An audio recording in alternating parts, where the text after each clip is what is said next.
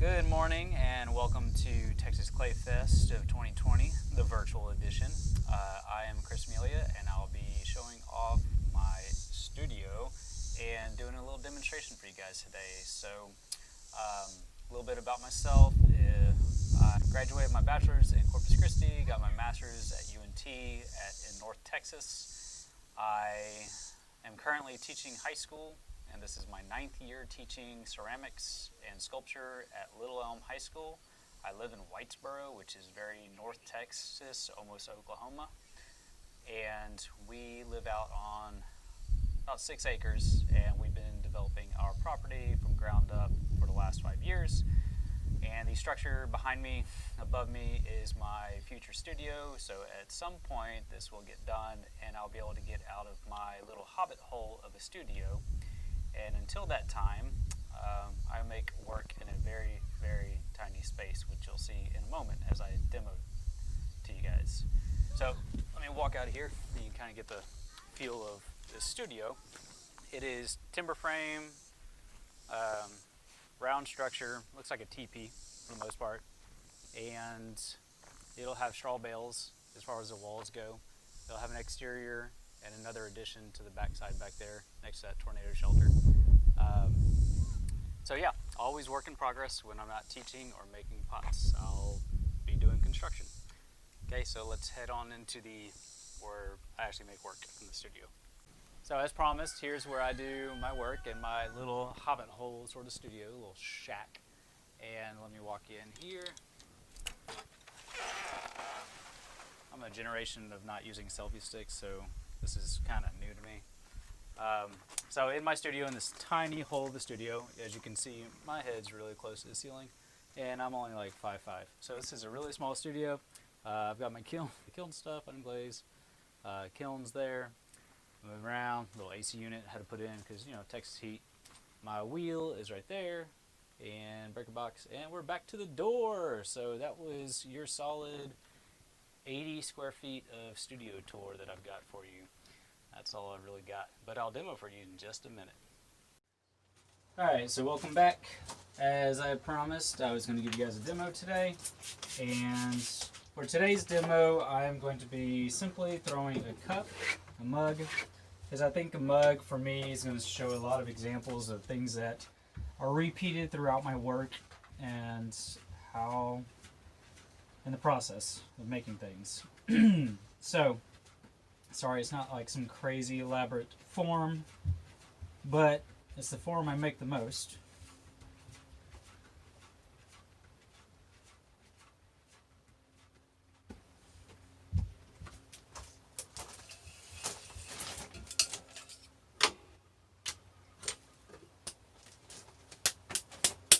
Alright, so I'm using about a pound and a quarter of clay, maybe a little less than a pound and a quarter. I was to weigh it out, it's like 1.2 ounces. Alright, so to start my mugs off, of course, like everything else, you want to center things. Everybody's got their own way of centering. The way I center, get a little cone shape, wheel wedge first. I'll lean back into it, kind of levels everything off.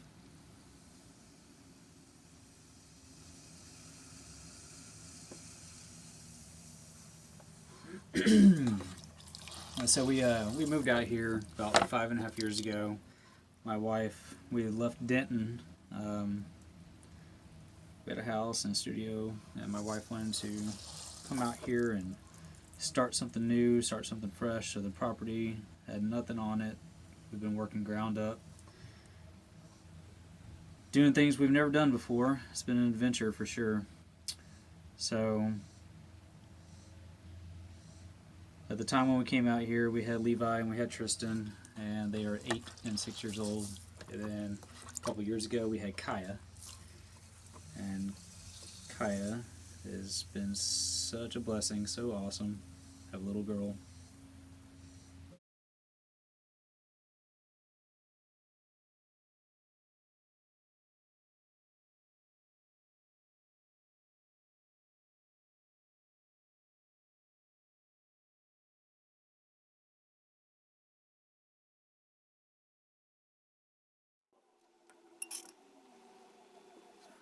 So once I get close to the shape that I want, I go and give the undulations that I put in my rims to kind of help determine the rest of the shape.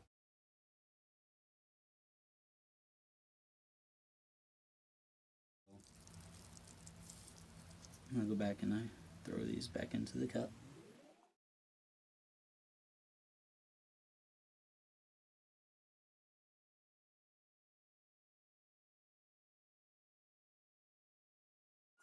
I soak up all this water.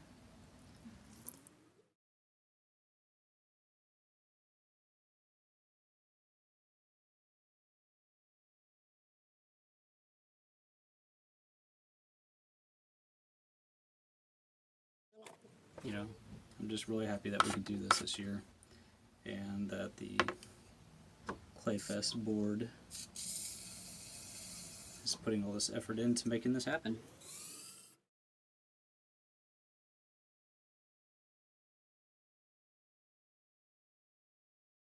And on over. So we've still got to do clean up the rim when I get back.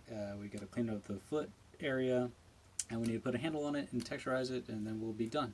So stay tuned. Alright, so welcome back. We've got to get this started as far as making a handle for that mug that I'm demoing.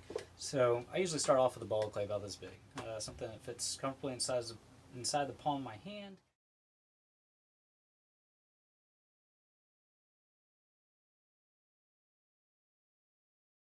I'll slap it down on the board, give it a couple slaps straight down, and then I'll flip it over, and I'll slap this down again.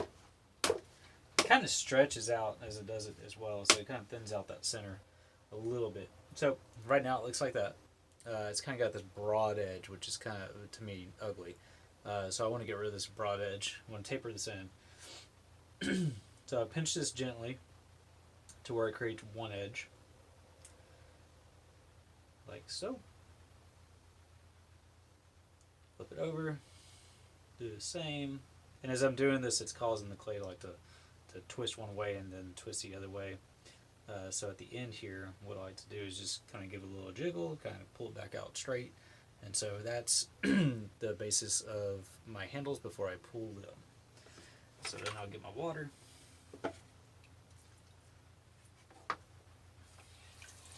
Get all the random things out of my bucket. And I will get this nice and wet. And I focus on the edges first because they have those, pinch marks.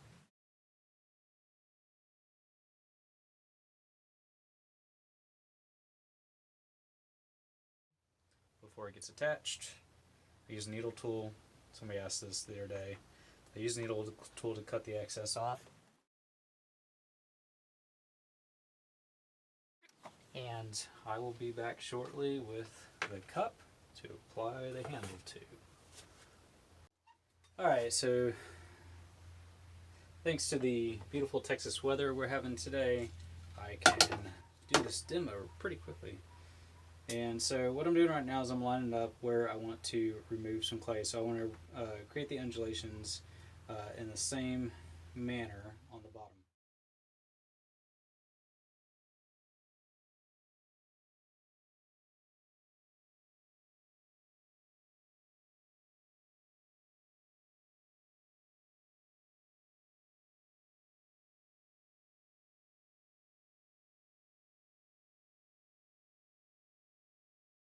Go, and I do this because y'all saw me put those undulations in, but they do soften up as I throw it back out. But now I know where they are, and what I have to do is go back in here and trim them out a little bit.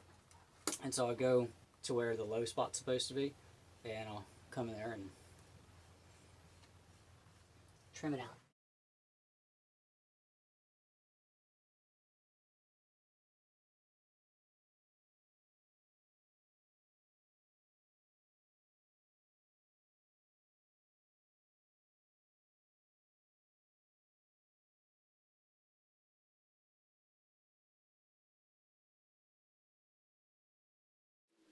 So I know where I want to go. Got my scoring tool. I'm going to scratch up the base. And right as it starts to lift off,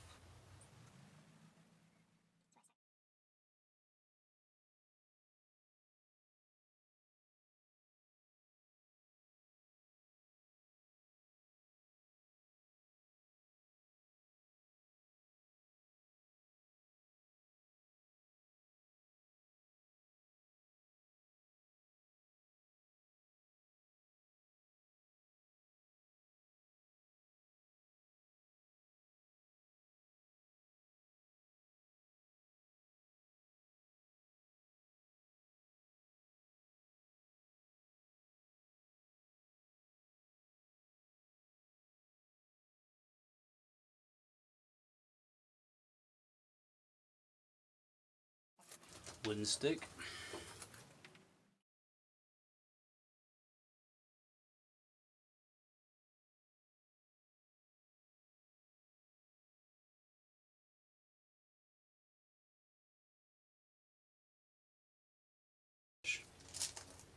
And I don't like those sharp edges, how they get connected. So I'll take a piece of clay, pinch it to where it has a sharp edge, kind of like a orange slice. And if I've got enough scored up there, still kind of wet, I can pack this up there and tack it in like so.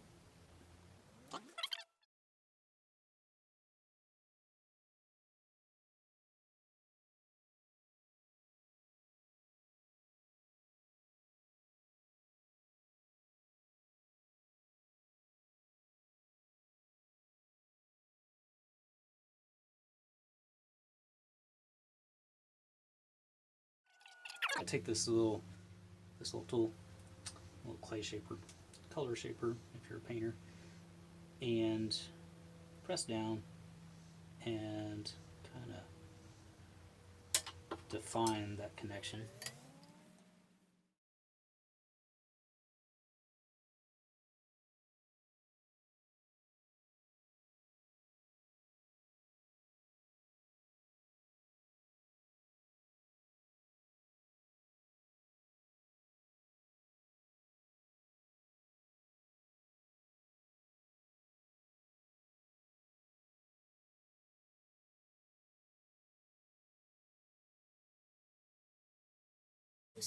Uh, Looks pretty good. Not too fussed about it, but we'll see if we can alter it a little bit. I have to kind of pull this up slightly. This up. It changes a little bit. And what I like to do is I'll go and give this thing a tug. So right now it's just kind of like drooping in this D shape. So I give it a little tug, stretches it out, right? Butt this up a little bit, and then now I can get in here and give it a little bit more of a P shape or upwards handle shape. So I do that. Sometimes I'll square them off a little bit, pull it off. Your fingers fit, comfortably right there. Alright, so now on to decorating. So I take one of these dividers. This one's the even side, even numbers. And so what I like to do is I'll line my number 12 up on my handle, and I will make marks at 12 on each one of these. And I'll do the top and the bottom. Now I skip one, and then I go do the other 12. I get my foam, and I'll lay my foam down. So, change of views. Got my transparency sheet. It's just a strip that I end up laying down so I can see through onto my pot. So I have these lines, and what I do is I take this transparency sheet and I will simply place it a distance apart, probably about a 1/4 inch apart from the hatch line that I put to mark.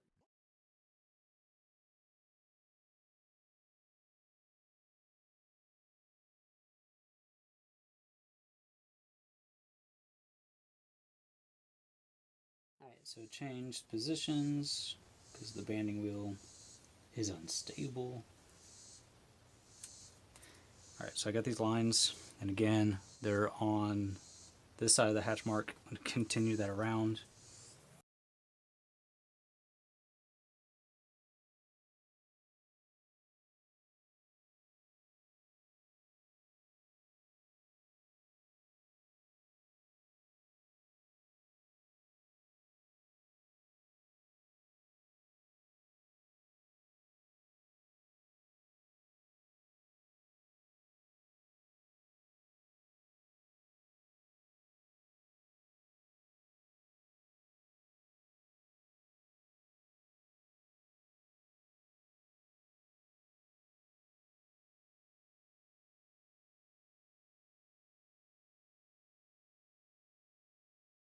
Now what I do is I made this tool a long time ago, and it's just two X-Acto blades. Where am I at? Right here. Two X-Acto blades that are taped together, and they have some negative space in between them. And I'll take this.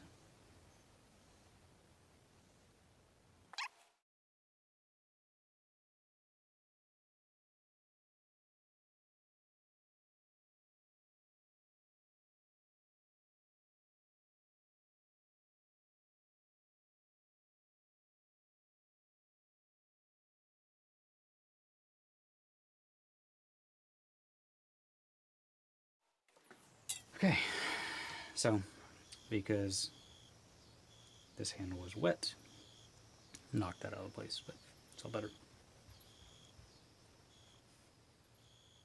I do like to go around those marks so I don't get any of these marks, like try to create a crack.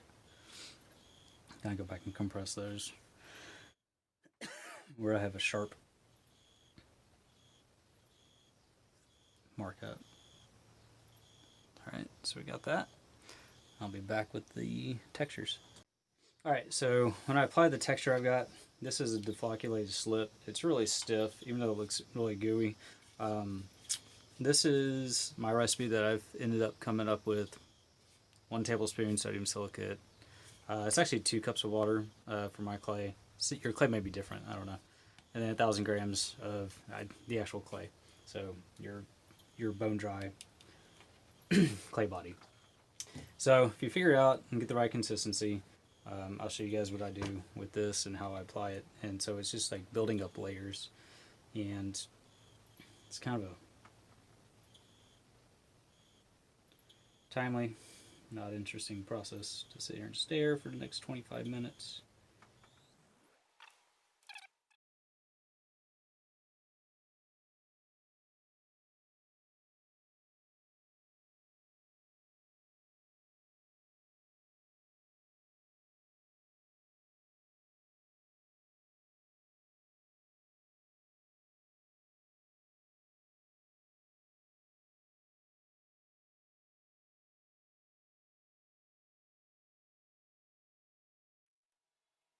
That's the texture applied, and you will see that here in a minute. I'll show you an example.